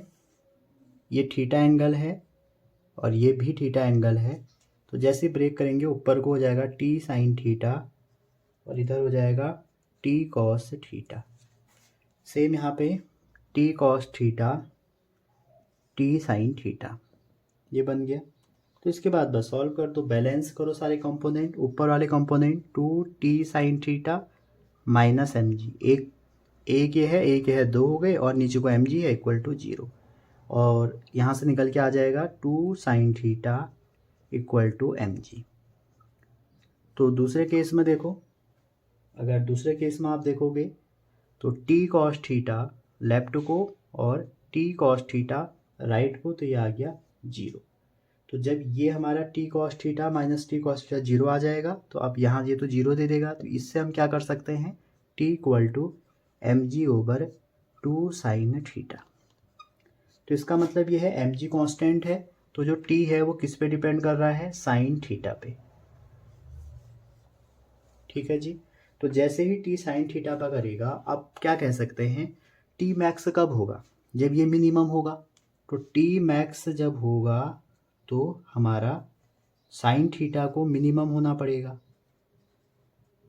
ठीक है, साइन थीटा को क्या होना पड़ेगा, मिनिमम होना पड़ेगा। और साइन थीटा मिनिमम कहाँ पे होता है, साइन थीटा जो मिनिमम होता है वो होता है 0 पे। ठीक है, 0 डिग्री पे। तो इसका मतलब ये हो गया 0 डिग्री वाला ऑप्शन तो कोई मैच नहीं हो रहा है इसमें। मैक्सिमम कहाँ पे होता है, साइन थीटा मैक्सिमम कहाँ पे होगा, साइन थीटा अगर मैक्सिमम होगा, अगर आप ये देखें कि अगर टी मैक्स है, सॉरी टी मिनिमम है, तो इसका मतलब है साइन थीटा को मैक्स होना पड़ेगा। तो साइन थीटा मैक्स होता है 90 पे, तो 90 मतलब 90 हो गया। फिर 1 वैल्यू आती है तो थीटा 90 पे मैक्सिमम होता है। तो यहाँ से आप ये कह सकते हैं कि ऑप्शन बी हमारा 90, सीधा 90 एंगल बन रहा है। तो 90 एंगल पे 90 होगा, मैक्सिमम होगा, मिनिमम होगा, और 0 एंगल पे मैक्सिमम होगा। तो ऑप्शन में हमें पूछा है कि टेंशन मिनिमम कहाँ पर होगा। सेम तो तीनों केस में नहीं होगा, समझ रहे हैं। तो ये क्वेश्चन पूछ लिया गया था एक बार, तो इसको आपको ध्यान से करना है। अगला क्वेश्चन है क्वेश्चन नंबर 8। ठीक है, लंबा सेशन हो गया है, आई होप आप बोर भी हो गए हो, लेकिन क्या करें, सिलेक्शन तो लेना ही है। और मैं बच्चों ख्याली पुलाव कहते हैं ना, एक ख्याली पुलाव, ख्यालों में पुलाव नहीं पकाता हूँ कि एम्स चले जाएंगे, जोधपुर चले जाएंगे, एम्स दिल्ली चले जाएंगे। अगर आपको मेहनत करनी है, अगर आप कोई सीरियसली देखना है ना, अगर कोई भी वीडियो सीरियसली फॉलो करनी है, पढ़ना है, तो तभी सिलेक्शन होता है, समझ रहे हैं। भले आप टुकड़ों में देखो उस चीज़ को। तो क्वेश्चन 8 कह रहा है, consider to cylindrical rod of identical dimension, one of rubber and steel. दो है, एक रबर की है, एक स्टील पे है। Both the rod are fixed rigidly at one end to roof, और a mass is attach to each of free end at centre of rod. तो पूछा जा रहा है कि 4 ऑप्शन में क्या सही होगा। पहला, अच्छा चलो इसका सही ऑप्शन ही बताता हूँ मैं आपको। इसका हो जाएगा सही ऑप्शन, कह रहा है कि जैसे आप मास लगाओगे तो क्या होगा। तो जैसे आप मास लगाओगे, कहाँ पर लगाना है मास, मास लगाना है to each of the free end at the center. अच्छा, सेंटर पे जैसे ही लगाओगे तो क्या होगा, जो दोनों रॉड है वो इलोंगेट करेंगे, बट डिफरेंट इलास्टिक प्रॉपर्टी, क्योंकि रबर की अलग है, उसकी अलग है, ठीक है। तो रबर की जो हमारी कॉन्फ़िगरेशन है वो चेंज भी होगी। तो करेक्ट ऑप्शन क्या होगा, डी वाला, steel rod will elongate without any perceptible change in shape, but rubber will elongate with shape of bottom edge. हाँ, ये वाला ही सही होगा, क्योंकि रबर की अपनी अलग इलास्टिक प्रॉपर्टी होती है और स्टील की अपनी अलग इलास्टिक प्रॉपर्टी होती है, ठीक है। चलिए अगला क्वेश्चन, क्वेश्चन 9 है, स्ट्रेस स्ट्रेन कर्व दिया है, ये तो मैंने आपको करवा दिया है कई बार। अब इसमें मोर देन वन ऑप्शन सही है, ठीक है, मैंने ये करवा दिया इसलिए मैंने आपको दे दिया। देखो इसका क्वेश्चन भी आया था, आप समझ जाओ, एनसीईआरटी एग्जाम्पलर से क्वेश्चन आते हैं। तो ये आपके लिए क्वेश्चन 9 होमवर्क है, ठीक है। क्वेश्चन 9 होमवर्क है, कमेंट जरूर करिए आंसर, मैं आपको फिर बताऊंगा कि सही क्या है गलत क्या है, ठीक है। वैसे इजीली बता सकते हैं, कह रहा है कि फ्रैक्चर पॉइंट एक में बहुत छोटा है, जो सेकंड वाला, आप समझ गए होंगे कि सेकंड वाला कौन सा मटेरियल है, छोटा सा है उसमें, और इसमें प्लास्टिक रीजन ज़्यादा है। तो डियर, डक्टाइल का ज़्यादा होता है और ब्रिटल का कम होता है। तो इसका ऑप्शन चलो बता ही देता हूँ। तो जो मटेरियल सेकंड है वो कह रहा है कि, अच्छा इसमें ऑप्शन कह रहा है कि second is more elastic than first, और hence second is more brittle, first and second have same elastic, नहीं ये तो नहीं हो सकता। Material second is elastic over large region of strain as compare to first. अच्छा, और दूसरा material second is more brittle. तो बच्चों सी और डी इसका सही है, ठीक है। तो इसमें लीनियर पार्ट भी देखिए आप, लीनियर पार्ट जिसका जितना ज़्यादा होगा वो उतना ज़्यादा इलास्टिक होगा, ठीक है। बस प्लास्टिक रीजन बताया था मैंने कि डक्टाइल का हमेशा लार्ज होगा। अच्छा जी, क्वेश्चन नंबर, आगे चलते हैं, क्वेश्चन नंबर 10, 10 नहीं है ये, क्वेश्चन 12 है इसका। मोर देन वन ऑप्शन वाले हैं, बाकी में मैथमेटिक्स ज़्यादा है तो आपके वहाँ इतनी मैथमेटिक्स नहीं आती है। तो क्वेश्चन है जो आइडियल फ्लूइड है, आइडियल फ्लूइड, उसके बारे में ये क्वेश्चन है। तो पूछ रहा है कि bulk modulus is infinite bulk, तो इसमें सारे ऑप्शन हैं आपके, एक बार हम इसको कर चुके हैं। तो बच्चों जो आइडियल फ्लूइड है आपका, मैंने आपको बताया था कि इसमें कोई विस्कस फोर्स नहीं होगा। तो विस्कस फोर्स नहीं होगा तो जो शेयरिंग मॉड्यूलस है, या आप बोल सकते हो मॉड्यूलस ऑफ इलास्टिसिटी या रिजिडिटी है, वो जीरो होगा, जिसको ईटा से दिखाते हैं। पहली बात तो ये कंफर्म है। दूसरा, no force, no viscous force. दूसरी प्रॉपर्टी जो आइडियल फ्लूइड की है वो कॉम्प्रेस, जो उसकी कॉम्प्रेसिबिलिटी है वो भी नहीं होती है, नॉट कॉम्प्रेसिबल लिख लो या कॉम्प्रेसिबिलिटी लिख लो। तो अगर किसी भी आइडियल फ्लूइड की कंप्रेसिबिलिटी नहीं है तो मतलब वो जीरो है, और कंप्रेसिबिलिटी का मतलब है कि जो चेंज इन वॉल्यूम है वो जीरो हो जाएगा। ठीक है, तो बल्क मॉड्यूलस क्या होता है? बल्क मॉड्यूलस होता है स्ट्रेस ओवर वॉल्यूम स्ट्रेन, और वॉल्यूम स्ट्रेन का आपको पता होगा डेल्टा वी बाई वी। तो समथिंग अपॉन जीरो जब होगा तो क्या आएगा आंसर? इन्फिनिटी। तो इसके लिए जो बल्क मॉड्यूलस है वो आपकी इन्फिनिटी हो जाएगी। अच्छा, यहाँ से कॉम्प्रेसिबिलिटी अगर कभी पूछ लिया जाए तो कॉम्प्रेसिबिलिटी कितनी होगी? 1/इन्फिनिटी कितना हो जाता है? जीरो, क्योंकि बल्क मॉड्यूलस का रेसिप्रोकल ही कॉम्प्रेसिबिलिटी है। तो correct option bulk modulus is infinite, बिल्कुल सही। ये जीरो गलत है, शेयर मॉड्यूलस इनफाइनाइट गलत है। अच्छा हाँ, डी वाला सही हो गया। ए और डी इसके करेक्ट ऑप्शन हैं। समझ रहे हैं? तो ये थे आपके क्वेश्चन। अब एक फटाफट इस पे हम मैप बना लेते हैं जिससे आपके एग्ज़ाम में क्वेश्चन गलत होने की प्रोबेबिलिटी बहुत कम हो जाए। आई होप आपको ये क्वेश्चन समझ में आए होंगे। अगर नहीं आए हैं कोई भी क्वेश्चन तो आप मुझे कमेंट कर दीजिए, मैं उसको अलग से सेपरेट वीडियो बना दूंगा। समझ रहे हैं? और अगर आपको कोई डाउट है आप व्हाट्सअप भी कर सकते हैं, हमें टेलीग्राम पे भी भेज सकते हैं। कमेंट तो है ही, ठीक है। और आपके सजेशन का मैं हमेशा वेलकम करता हूँ और उन पे सोचता हूँ। चलो अब हम इसका एक कंसेप्ट मैप सीखते हैं। अब हम जल्दी जल्दी डिस्कस कर लेते हैं एक छोटा सा कंसेप्ट मैप।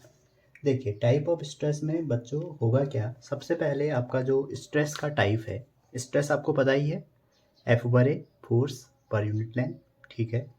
तो टेंसाइल स्ट्रेस हो सकता है पहले, या कॉम्प्रेसिव स्ट्रेस हो सकता है। कैसा हो सकता है? टेंसाइल हो सकता है, जिसको नॉर्मल भी कह देते हैं हम, या कॉम्प्रेसिव हो सकता है। दो नेचर का हो सकता है। तो जब भी टेंसाइल स्ट्रेस, अच्छा टेंसाइल जो स्ट्रेस है उसमें क्या होगा?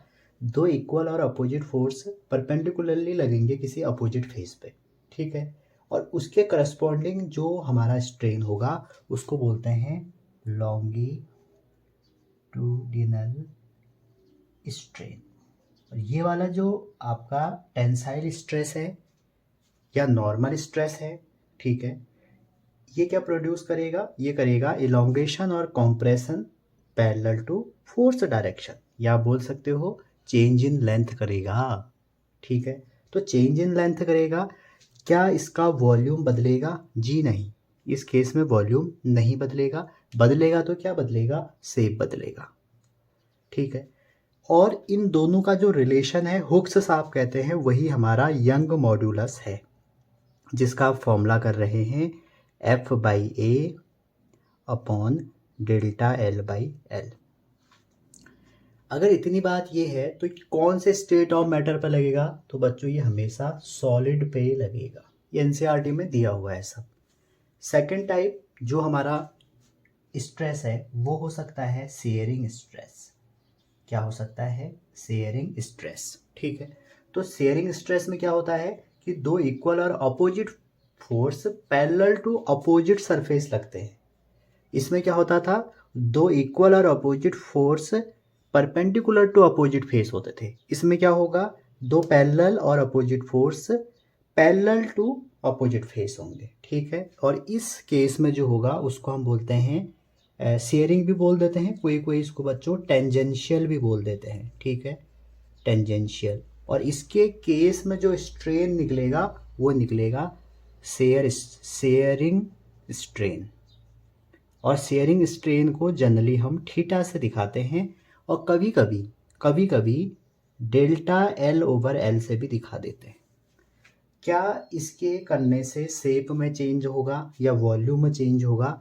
तो वॉल्यूम में चेंज नहीं होगा, ठीक है। मैट्रिक्स मैचिंग टाइप क्वेश्चन बन सकता है यहाँ से, और अगेन वही शेप की तरह, शेप की जैसे चेंज होगा, ठीक है। एक बात और बता दूं बच्चों, इस केस में जो हमारा मॉड्यूलस ऑफ शेयरिंग स्ट्रेन का जो होगा उसको हम मॉड्यूलस ऑफ इलास्टिसिटी को मॉड्यूलस ऑफ रिजिडिटी भी बोल देते हैं, शेयर मॉड्यूलस भी बोल देते हैं, इसको तो यंग मॉड्यूलस इक्वल टू, यहाँ से ध्यान देंगे आप तो क्या आएगा? ऊपर तो भैया वही आएगा F/A सबके, नीचे क्या हो जाएगा? थीटा, ठीक है। और कभी कभी आपको ये भी दिया जा सकता है F/A ओवर डेल्टा L/L, और कभी कभी थीटा को tan थीटा भी लिखा जा सकता है। समझ रहे हैं? अगर थीटा दिया हो और आपसे पूछा जाए कि what is the sharing strain, तो आप उसको क्या कह देंगे, टेन थीटा। ठीक है, टेन थीटा भी लगा सकते हैं, ऐसा एनसीईआरटी में मेंशन है। और ये किस पे लगता है, अगेन ये आपका सॉलिड में लगेगा। क्यों, देखो शेप ही चेंज हो रही है, वॉल्यूम चेंज नहीं हो रहा है। आपको पता ही होगा कि जो हमारे क्या होते हैं, ये हमारे सॉलिड होते हैं, उनका वॉल्यूम चेंज नहीं होगा। अच्छा, एक बहुत इंपॉर्टेंट बात, सबसे ज़्यादा जो एनसीईआरटी में दिया है, जो मोस्ट ऑफ सॉलिड होते हैं बच्चों, उसके लिए जो मॉड्यूलस ऑफ रिजिडिटी है या शेयरिंग मॉड्यूलस है, वो यंग मॉड्यूलस का 1/3 होता है। क्या होता है, 1/3 होता है। थर्ड बात करते हैं हम हाइड्रोलिक। तीसरा किसकी बात करते हैं, हाइड्रोलिक। हाइड्रोलिक, हाइड्रोलिक बोल सकते हैं आप इसको स्ट्रेस। और हाइड्रोलिक स्ट्रेस में क्या होता है कि फोर्स परपेंडिकुलर होता है एवरीवेयर। इसमें क्या होता था, परपेंडिकुलर टू अपोजिट फेस, इसमें होता था पैरेलल टू अपोजिट फेस, इसमें होता है परपेंडिकुलर टू एवरीवेयर या एवरीवेयर टू सरफेस। ठीक है, तो प्रेशर यहाँ पर सेम होगा हर जगह। तो यहाँ से क्या चेंज होगा, यहाँ से वॉल्यूम चेंज होगा, तो हम उसको बोलते हैं वॉल्यूमेट्रिक, वॉल्यूमेट्रिक स्ट्रेन। ठीक है, और जिसका फॉर्मूला आपको पता ही है, डेल्टा वी बाई वी। इसका डेल्टा एल बाई एल होता है, इसलिए मैंने लिखा नहीं है, आपने क्वेश्चन तो कर ही लिए हैं। तो क्या इसमें शेप बदलेगा, तो बच्चों यहाँ पर शेप नहीं बदलेगा। ठीक है, बदलेगा तो क्या बदलेगा, वॉल्यूम बदलेगा। ठीक है जी, कोई दिक्कत नहीं होनी चाहिए।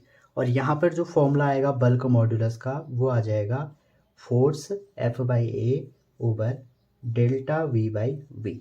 ठीक है, और माइनस में, और ध्यान दीजिए ये जो एफ बाई ए है, इसको आप पी भी लिख सकते हैं, तो P delta V by V, समझ रहे। और यहाँ से जो डेल्टा वी बाई वी है, इसको आप ऐसे भी लिख सकते हैं, P over 3 delta R by R. R है रेडियस, समझ रहे हैं। तो ये 3 फॉर्मूले हो गए इसके, काफ़ी क्वेश्चन आएंगे यहाँ से।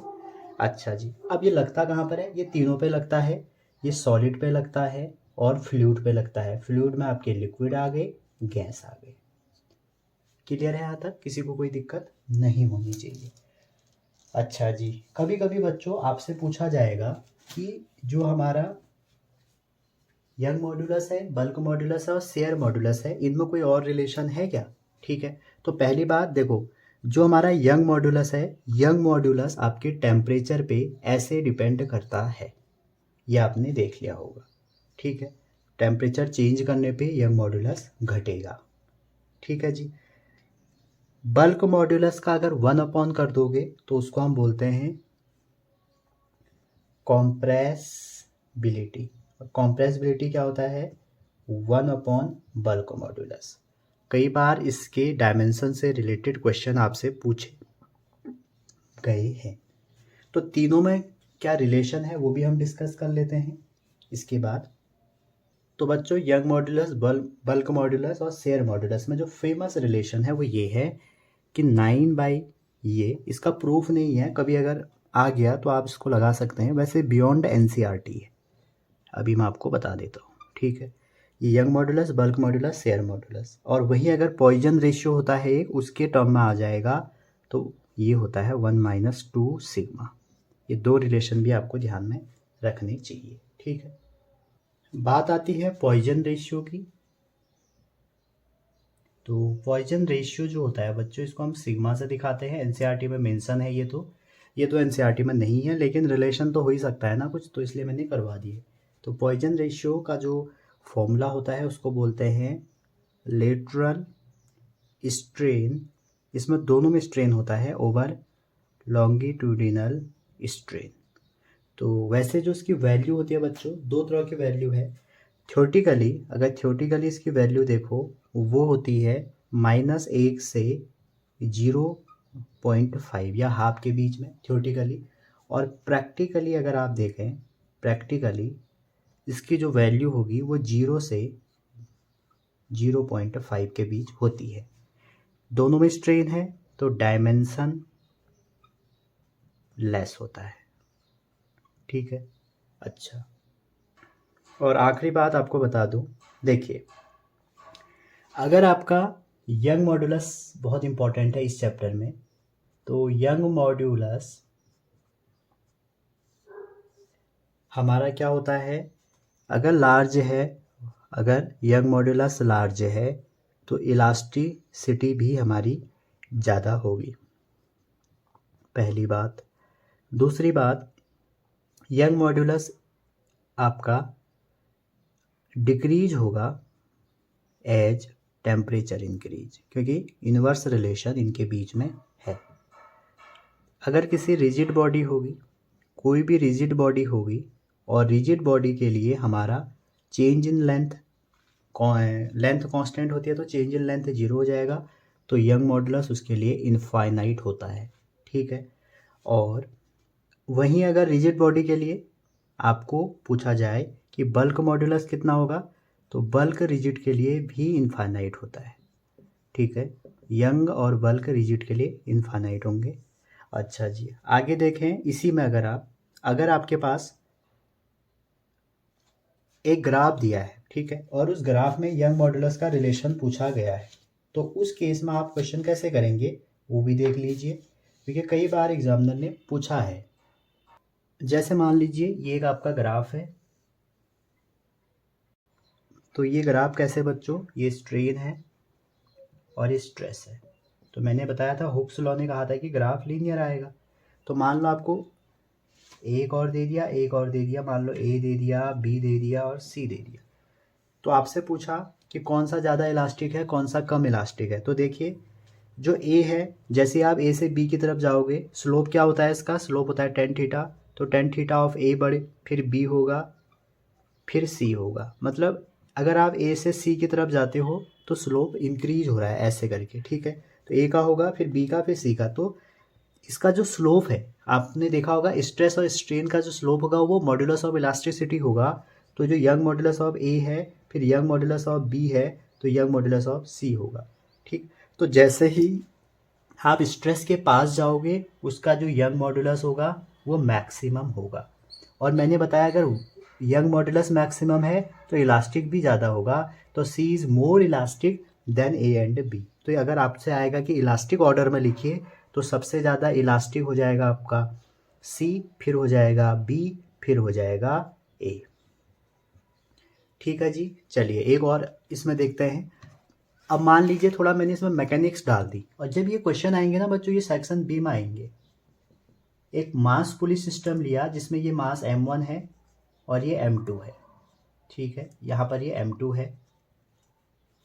तो आपसे इसमें पूछा कि भैया स्ट्रेस और स्ट्रेन बताइए, तो आपको पहले से ही पता होना चाहिए कि अगर ये एक्सेलरेशन ए इतना है तो टेंशन ऊपर को है, तो टेंशन जो होता है दोनों मासों का प्रोडक्ट, और आगे से लगाओ 2, नीचे लगाओ सम ऑफ मास और इनटू कर दो जी से, ये होता है टेंशन। और वहीं अगर एक्सेलरेशन पूछा जाए तो होता है जो ज़्यादा झुका हुआ है, जो हायर मास है उसमें से लोअर घटाओ, नीचे तो सम ही करना है, इनटू कर दो जी।